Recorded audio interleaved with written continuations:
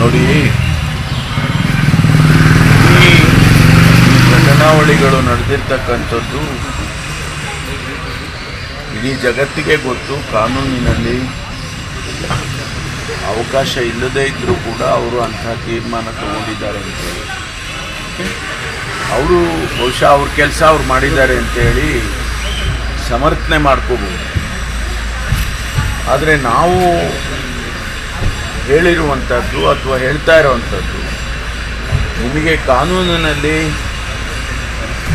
ಪರಿಶೀಲನೆ ಮಾಡಬೇಕಾಗಿತ್ತು ಇನ್ನೂ ಹೆಚ್ಚಿನ ಮಟ್ಟದಲ್ಲಿ.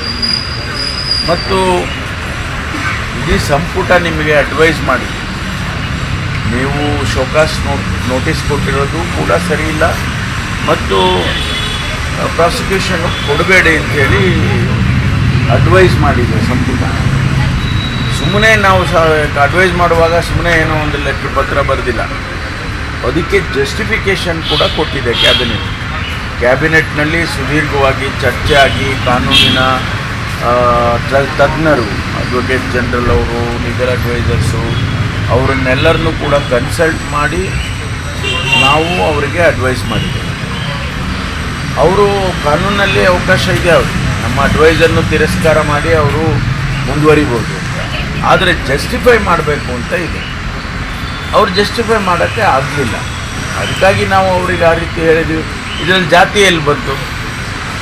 ಜಾತಿ ಪ್ರಶ್ನೆ ಎಲ್ಲಿ ಬರ್ತದೆ? ಪ್ರತಿಭಟನೆ ಮಾಡುವ ವೇಳೆ ನೀವು ಅದನ್ನು ಎಷ್ಟು ಕೀಳು ಮಟ್ಟಕ್ಕೆ ತೊಗೊಂಡು ಹೋಗ್ತೀರಿ ಒಂದು ಸಂವಿಧಾನದ ಸ್ಥಾನವನ್ನು ಅಂತೇಳಿದ್ರು. ಅವರನ್ನು ಜಾತಿ ಆಧಾರದ ಮೇಲೆ ಅಪಾಯಿಂಟ್ ಮಾಡಿದ್ದಾರೆ. ಆದರೆ ಜಾತಿ ಆಧಾರದ ಮೇಲೆ ಅಪಾಯಿಂಟ್ ಮಾಡಿದ್ದಾರೆ.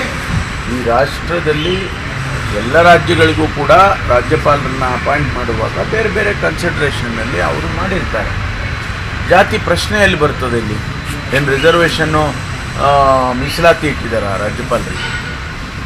ಇದೆಲ್ಲ ಒಳ್ಳೆಯ ಬೆಳವಣಿಗೆ ಅಲ್ಲ. ಭಾರತೀಯ ಜನತಾ ಪಾರ್ಟಿಯವರು ಇದನ್ನು ಕೈ ಬಿಡಬೇಕು ಅಂತೇಳಿ ನಾನು ಸ್ನೇಹಿತರಲ್ಲಿ ಮನವಿ ಮಾಡ್ತೇನೆ. ಜಾತಿ ಪ್ರಶ್ನೆಯನ್ನು ತರಬೇಡಿ ಇದಕ್ಕೆ. ಐವಾನ್ ಡಿಸೋಜಾ ಅವರು ಹೇಳಿಕೆ ಸಮರ್ಥನೆ ಮಾಡೋದಿಲ್ಲ, ಅದನ್ನು ಕೂಡ ನಾನು ಸಮರ್ಥನೆ ಮಾಡ್ತೀನಿ. ಯಾಕೆಂದರೆ ನಾವು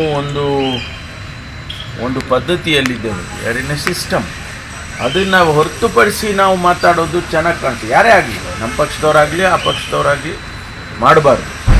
ಅವರು ಯಾವ ಅರ್ಥದಲ್ಲಿ ಹೇಳಿದಾರೋ ಗೊತ್ತಿಲ್ಲ, ಆದರೆ ಸರಿ ಕಾಣಿಸೋದಿಲ್ಲ ನನ್ನ ದೃಷ್ಟಿನಲ್ಲಿ.